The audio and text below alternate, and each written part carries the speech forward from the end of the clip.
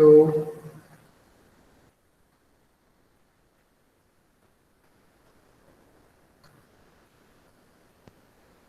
fine. So coming back to these compression models, there are two standard techniques or two standard methods we have. One is called as a lossless compression method. So and another one is lossy compression method. So what happens in lossless means it allows for the exact allows for the exact recreation of the original image.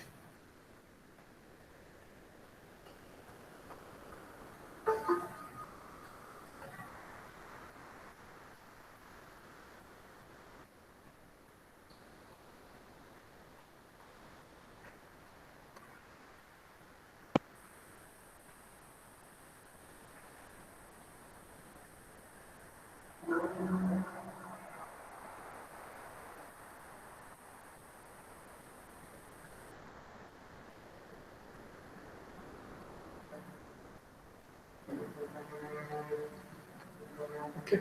So what happens in lossless compression means it allows for the exact recreation of the original image data. So how much data a given file or image it can contain, exact amount of data has to be recreated and exact image has to be reproduced without any loss of data, and can compress complex images maximum 1/2 to 1/3 of the original size. That is, the compression is 2:1. Means if the 2 is the size of the image, you can compress it to 1. Means half of it. Then suppose if the image size is 3, you can also compress that to 1 MB. Suppose if there is an image consumes 3 MB of data, you can, when you compress that, it becomes 1 MB. And once you decompress it, that means when you recreate the original image, it will be only 3 MB only again. So, and it preserves the data exactly, whatever the data, so which is there in the original image, it will be retained as it is. Next, data loss, original image cannot be created exactly. This is called as a lossy compression method. The first one is a lossless, and the contradictory is the second mechanism, which is a lossy mechanism. Here, some amount of data will be lost. Okay, so the data is lost, and original image cannot be recreated exactly. So whatever the image what we have created in the lossless compression method, we cannot do that here. Okay. So, and what is the compression ratio is 10:1 to 50:1. So the compression ratio is much more higher in lossy compression compared to lossless, because in lossless the compression is 2:1 and 3:1, but in case of lossy compression it is 10:1. Means suppose if there is an image whose size is 10 MB, and when you compress that, it becomes 1 MB. Similarly, if there is a 50 MB image is there, when you compress that, it becomes 1 MB, and retain high quality and 100 to 200 times lower quality, but acceptable images. Means sometimes lossy, what happens, some amount of data will be lost, but can be accepted. It cannot be exactly rejected. To some amount, we can. To some extent, we can also accept these lossy images also. So compression algorithms are developed by taking the advantages of the redundancy, and already I have given a lot of information about the redundancy. Means RD, which is nothing but 1 minus 1 by CR. CR means compression ratio. So in pixel redundancy, in detail I have explained about redundancies like interpixel redundancies, coding redundancies, and all those things. So here we have 4 standard mechanisms. Coding redundancy, already I have explained that arithmetic coding, interpixel, then we have our unlength coding. Okay. Next we have interband, psycho-visual redundancy, also I have explained that.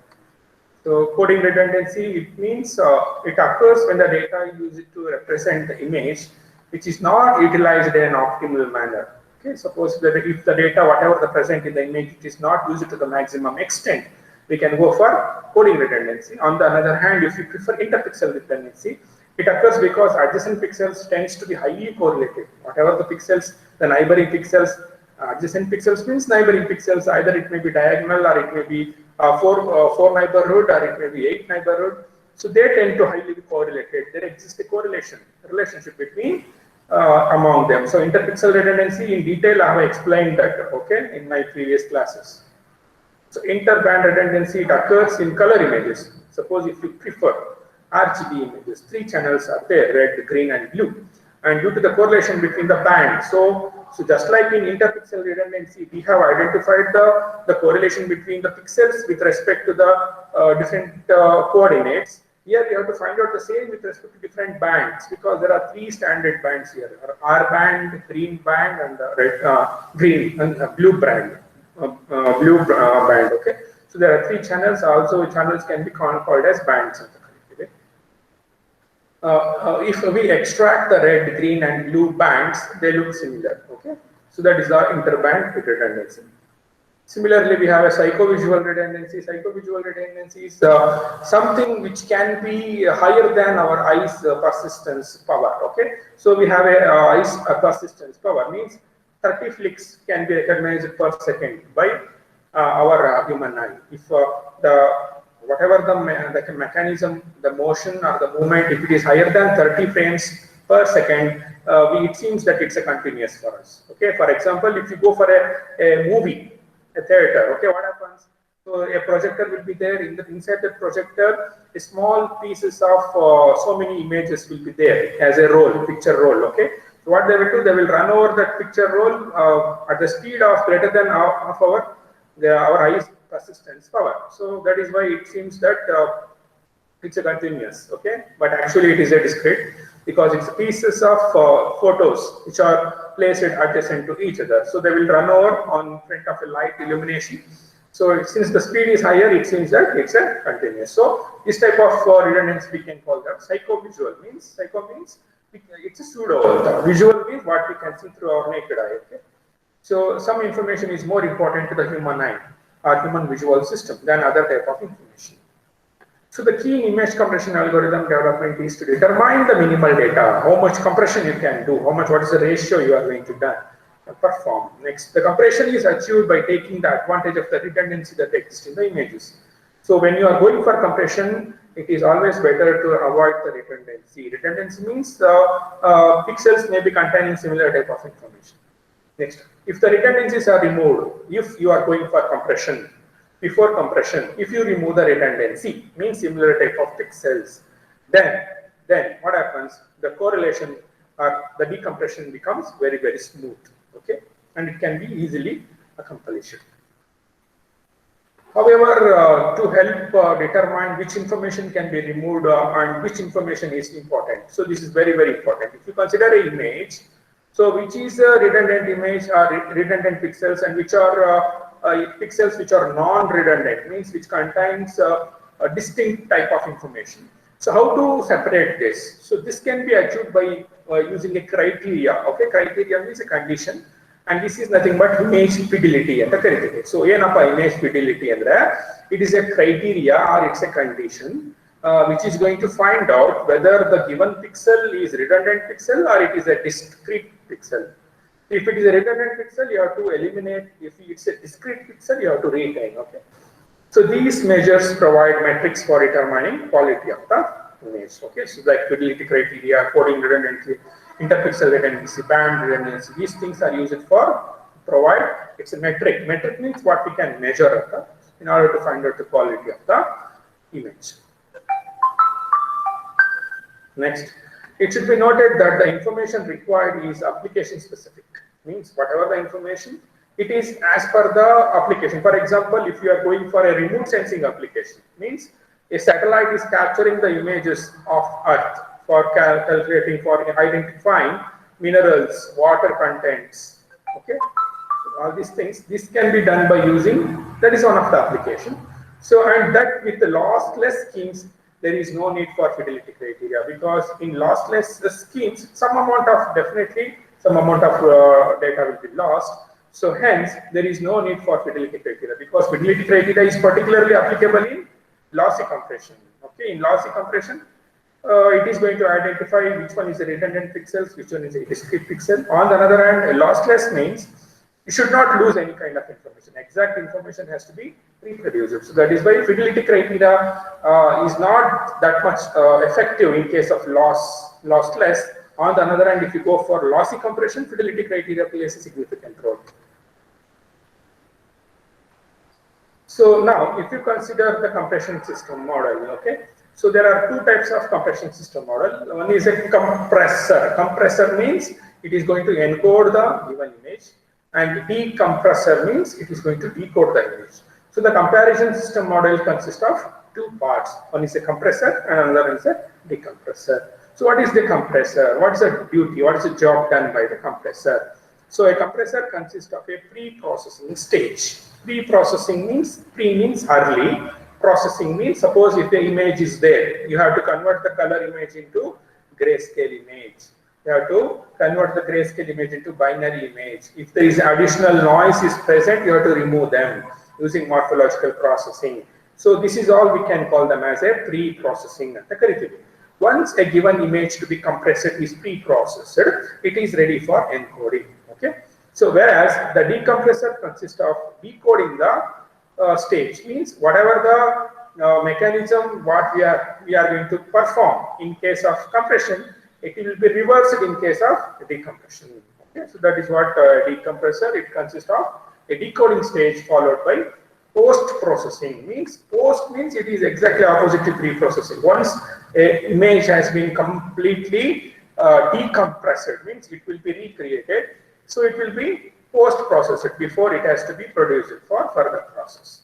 So this is the diagrammatic representation of a compression system model. So we have input. Ready? Sir, ಬೇರೆಯವ್ರ class join ಆಗಕ್ಕಾಗ್ತಿಲ್ವಾ? ಏನಮ್ಮ? Class join ಆಗಕ್ಕಾಗ್ತಿಲ್ವಂತೆ sir. ಹೌದಾ?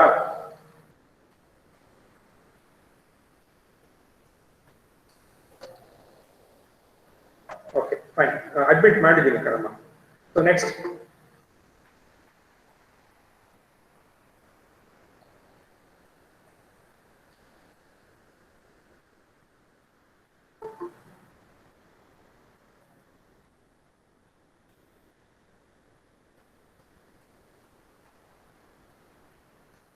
So this is the diagrammatic representation for compression system model. So we have an input image. So this input image can be considered as I of R comma C. I means image, R means row, C means columns.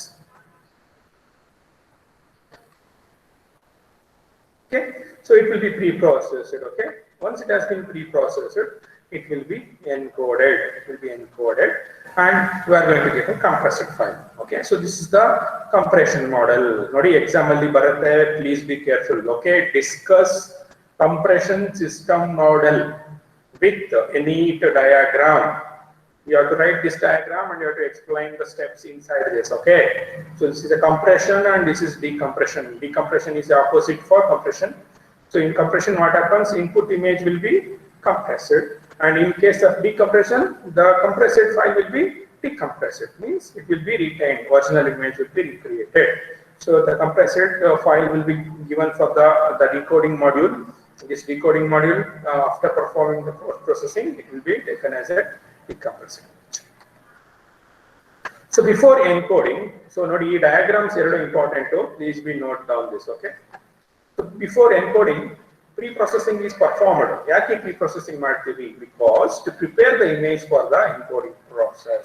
Prepare ಮಾಡೋದು ಅಂದ್ರೆ removal of noise, converting from 3 band to 1 band. So these things will be done, and consist of any number of operations that are application specific. Okay, based on the type of application you are going to use, you have to perform the pre-processing. Next, after the compressed file has been decoded, once adana decode ಮಾಡಿದ್ಮೇಲೆ, so post processing can be performed to eliminate some of the potentially undesirable artifacts. Andre enara unwanted things enara idre post processing alli kuda ನಾವು ಅದನ್ನ remove ಮಾಡಬಹುದು. It may be a noise or maybe any artifacts, whatever it is. So the compressor can be broken into following stages. So these are the steps which are performed in the compression technique, like data reduction and mapping. So data reduction andre enappa, it is a technique where image data can be reduced by gray level or spatial quantization. I have explained the process of quantization, isn't it? So histogram processing and quantization, I have explained this sampling, quantization. All these things I have explained in my module 1. Okay, so quantization is nothing but dividing the gray levels into different bands or different zones. Okay, So like here, what we are going to do, we are going to reduce the gray levels, okay, using quantization, and we can undergo desired image improvement. For example, noise removal is one of the better example for data reduction, because noise is unwanted data, has to be removed. That can be done by quantization. Next, mapping. Mapping it involves mapping the original image data into another mathematical space. See, whatever the map operations we can carry on the images, it will be much more easier if you convert the image into mathematical model. It may be whatever the operations you are going to perform, it may be arithmetic operations, or it may be a pre-processing operation, post-processing operation, segmentation operations.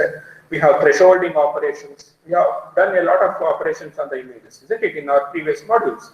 So before performing any such type of operations, it is always better to convert the image into mathematical space. Once you convert the image into mathematical space, by using mathematical equations, we can convert the given image into appropriate model or appropriate mapping.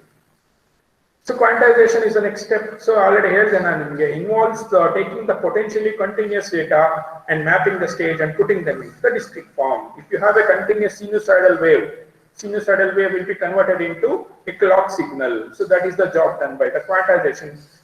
Like modulation and demodulation, I think people know about that, okay, in electronics and communication. So next, coding. Coding involves mapping the discrete data from the quantizer onto the code into an optimal manner. So already I have given some examples in arithmetic coding, where we are going to reduce the probability of the number of occurrences of similar types of characters, or it may be the gray levels. Arithmetic coding, I have used a mapping. Will you remember that? So the probability, whatever the probability which is there in the lower bound and the upper bound will be considered, and the rest of the things will be ignored. Okay. So a compression algorithm may consist of all the stages, or it may consist of only one or two stages. Sometimes the types of application, it depends. The number of steps you are going to perform, whether you are going to perform all the stages or only you can directly compress. So this is the compression model. So in compression model, so it has been divided into 4 sub-modules like data reduction, mapping, quantization, and coding. And yes, it will be taken as a compressive file. So this is the compressor model for pre-processing and encoding. Similarly, for compression, we are going to do the same task, but it is quite contradictory compared to the compression, so called as decompression, that is decompressor. This can be broken down into the following stages. Just like the compression can be divided into so many different core modules like data reduction, mapping, quantization, coding. Okay, the compressor can be divided, the compression model can be divided into 4 modules: data reduction, mapping, quantization, and coding. Similarly, the decompression model can be also divided into 4 modules like decoding, inverse mapping, and post-processing. So what is this decoding? Decoding, it takes the compressed file and reverses the original code. Okay, so whatever the code which has been already taken, it will be in a format we cannot identify, we cannot recognize. So it has to be decoded. So that is why it reverses the process of coding, and it is going to decode the code into different type of values. Maybe sometimes we can call them as a quantized values also. So mapping, mapping will be done in the compression, and inverse mapping, inverse means opposite, okay, will be done in the decompression. That is, involves reversing the original mapping process. And post-processing, of course, we need this. It involves enhancing the quality of the final image. This may be done by to reverse any pre-processing. For example, enlarging an image that was shrunk in the data means when you are when you have an image, it has been shrink. Shrink means it has the number of rows, number of columns have been reduced. It has been resized. We can rescale that. We can enlarge that. So that is also possible in case of post-processing. And in other cases, the post-processing may be used to simply enhance the image to obliterate artifacts and compression process itself.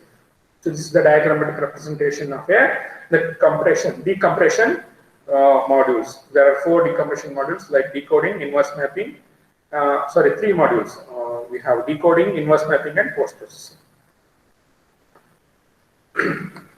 So these are some of the examples. Original image. So bit plane slicing, I think I have explained that bit plane 7.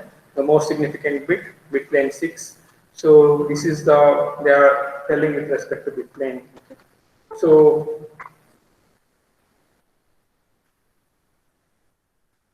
okay, so I'm going to stop today because of some other commitments. So image compression model I have completed today. So please be remember in my next class I am going to engage Huffman coding, and that is very important. Okay, Huffman coding plays very important role in your exams. Definitely 101% you are going to get a problem on Huffman coding in exams as well as in internal. So in my next class, I am going to engage Huffman coding. It is my request that all of you please compulsorily attend that next class. That is Huffman coding.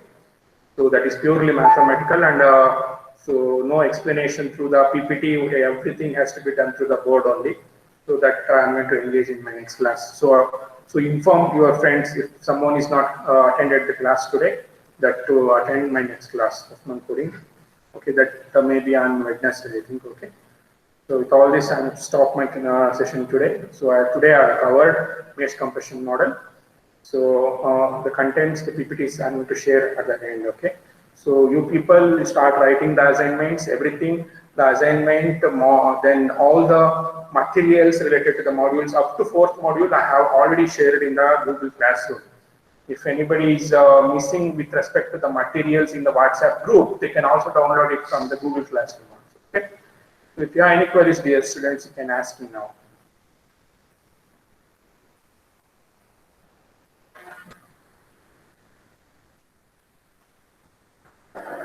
No queries?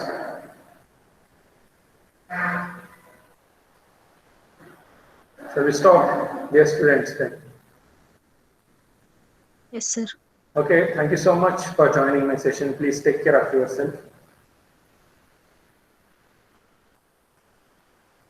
I request all of you to give your attendance to the chat box.